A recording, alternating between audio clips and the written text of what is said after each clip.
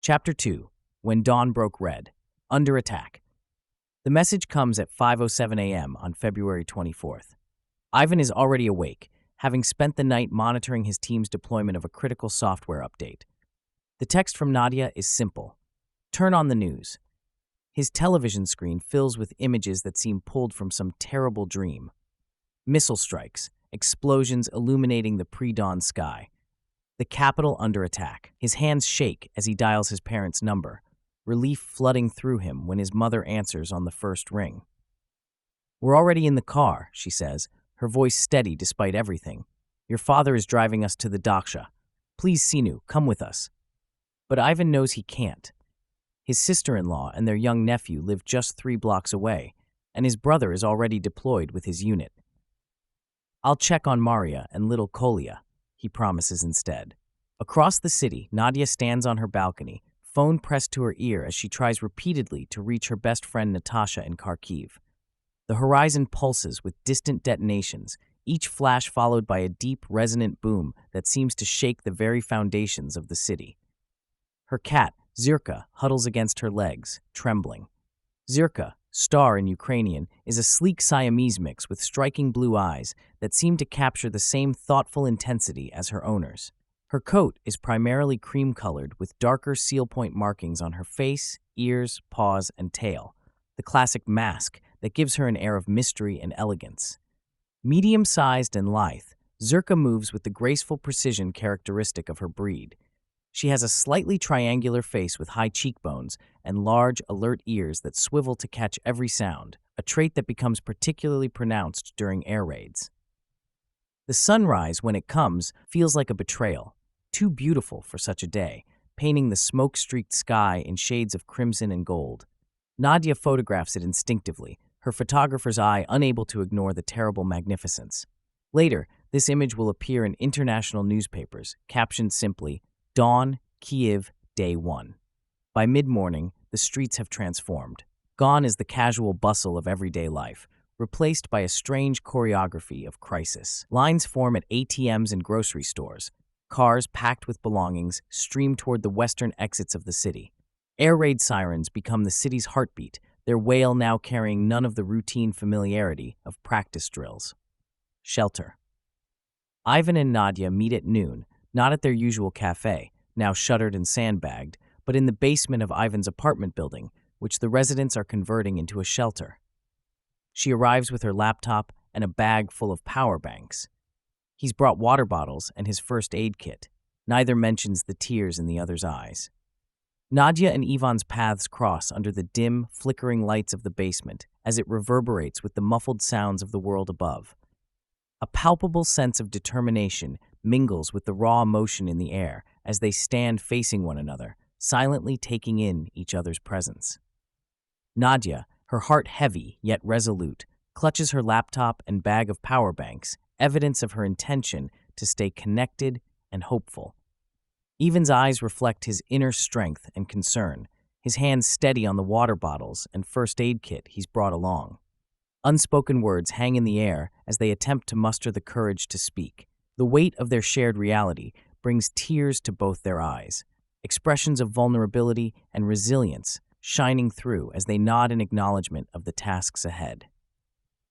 As the reality of their situation settles in, they begin the process of preparing their makeshift shelter, their initial sadness slowly giving way to a determined teamwork. The basement, once a cold and uninviting space, starts transforming into a refuge through their combined efforts and silent understanding of the road ahead. Snake Island. Natasha finally called back, Nadya says as they help arrange chairs and blankets. She's heading for the metro station with her parents. The bombing, her voice catches. The bombing is worse there. Ivan nods, thinking of his own team members scattered across the country. "Half my developers are already in Poland or headed to the border," he says. The others, he trails off as his phone chimes with another message. His face goes pale. "What is it?" "Ostrov Zmini, Snake Island," he whispers, showing her the message. They read together about the small garrison of border guards facing down a Russian warship, their defiant response already spreading across social media networks like wildfire. Despite everything, They share a moment of fierce pride. Ivan's phone glows in the dimness of the shelter. The message that appeared in his IT company's emergency channel is brief, but its impact ripples through him like a shockwave. He reads it aloud to Nadya, his voice barely above a whisper. Russian warship approaching Zmini Island. Border guards, they're live streaming. Together, they huddle over his phone, watching as the drama unfolds on various social media channels. Ostriv Zmini, Snake Island, a mere 0.17 square kilometers of rock rising from the Black Sea, has suddenly become the focus of the world's attention. The tiny garrison of 13 Ukrainian border guards, faced with a Russian warship multiple times the size of their entire island, is about to enter history. Through fragmented audio clips and messages, they piece together the exchange. The Russian warship's demand for surrender crackles through their devices. This is a Russian warship. I propose you lay down your arms and surrender to avoid bloodshed and unnecessary victims. Otherwise, you will be bombed. Nadya grips Ivan's arm as they wait for the response. When it comes, the Ukrainian border guard's reply is so bold, so quintessentially Ukrainian, that despite the grimness of the situation, Ivan feels a surge of fierce pride. Russian warship, go fuck yourself. Tak yoho, Nadya shouts, tears in her eyes. That's how you do it. The shelter has grown quiet as others gather around, phones and tablets illuminating determined faces in the dim light. Someone begins streaming a live news feed. The tension is palpable as they watch the Russian warship open fire on the small island. My grandfather, an elderly man, speaks up from the corner, his voice thick with emotion. He was a sailor in the Black Sea Fleet. He used to tell me stories about Zmini, said it was sacred ground. The ancient Greeks believed Achilles himself was buried there.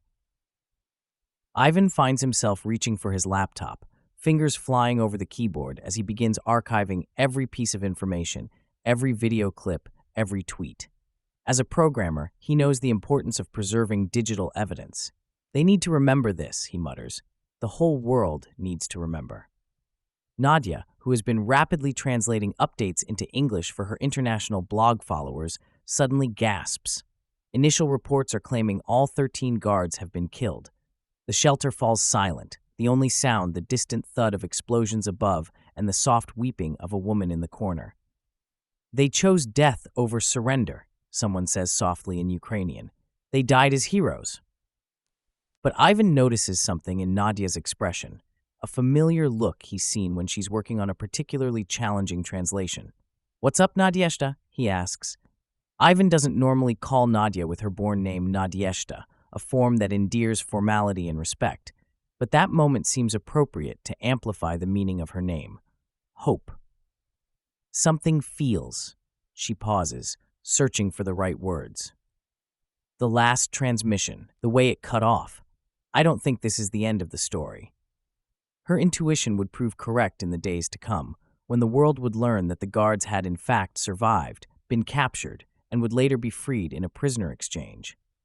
But at this moment, in the basement shelter, their defiant stand serves as a rallying cry, a symbol of Ukrainian resistance against overwhelming odds. An older woman begins humming Oi uluzi chervona kalina, the centuries-old Ukrainian folk song about the red kalina bush, a viburnum evergreen, symbol of Ukraine's independence. Others join in, the melody swelling in the darkness, carrying with it centuries of Ukrainian resilience. Ivan looks at Nadya, seeing in her eyes the same determination he feels building in his chest. The guards of Snake Island, whether dead or alive, have shown them something crucial, that even the smallest resistance matters. That dignity and defiance in the face of overwhelming force have a power all their own. Only the beginning. We should document everything, Nadya says suddenly, opening a fresh document on her laptop. Not just the facts, but how it felt to be here, in this moment. The world needs to understand what it means to be Ukrainian. Ivan nods, thinking of his brother somewhere out there in the darkness, defending their homeland. For the history books, he agrees, but they both know it's more than that. It's for the future, for the story of Ukraine that they refuse to let anyone else write for them. Above them, another explosion rocks the city, closer this time. But in the shelter, the singing continues, a quiet act of defiance, echoing that of 13 border guards on a tiny island, standing firm against the darkness gathering around them. The afternoon brings more people to the shelter. An elderly couple from the fifth floor arrive with their grandson, a university student who switches effortlessly between Ukrainian, English, and French as he helps coordinate with international journalists online. A pregnant woman from the neighboring building brings her laptop, continuing to work remotely for her IT company even as the sounds of anti-aircraft fire echo overhead. As evening approaches, Nadya receives a call from her grandmother in Bucha. "The Russians are coming," the old woman says matter-of-factly, as if commenting on the weather. "But don't worry about me, Ditina. I survived the Holodomor as a child. I survived the Nazis. I'll survive this too." After hanging up, Nadya sits in silence for a long moment, then opens her laptop and begins to write, documenting everything. Night falls early in the Ukrainian winter. In the shelter, someone has brought down an old radio, and the voice of President Zelensky fills the room. "I am here. We are not putting down arms." The words seem to straighten spines and lift chins around the room. Ivan finds himself reaching for Nadia's hand in the darkness. She grips back tightly. "I should be doing more," he mutters, the words meant only for her. "My brother is out there fighting, and I'm just sitting here." Nadya turns to him, her face lit by the blue glow of her laptop screen. "You think keeping people connected, keeping their systems running, isn't fighting? You think documenting the truth isn't fighting?" Her voice grows stronger. "There are many ways to defend our home, Ivan Alexandrovich. We'll find ours." Above them, the sound of explosions draws nearer, and the basement lights flicker. Someone starts singing softly, an old folk song about a red Kalina. Others join in, the melody swelling in the darkness, a reminder of who they are, what they stand for. Ivan and Nadya's voices blend with the others, and in that moment, despite the fear and uncertainty, they feel the first stirrings of something that will carry them through the dark days ahead. The unshakable belief that light will eventually triumph over darkness, that Ukraine will endure. But first, they must survive the night, and this night, they both know, is only the beginning.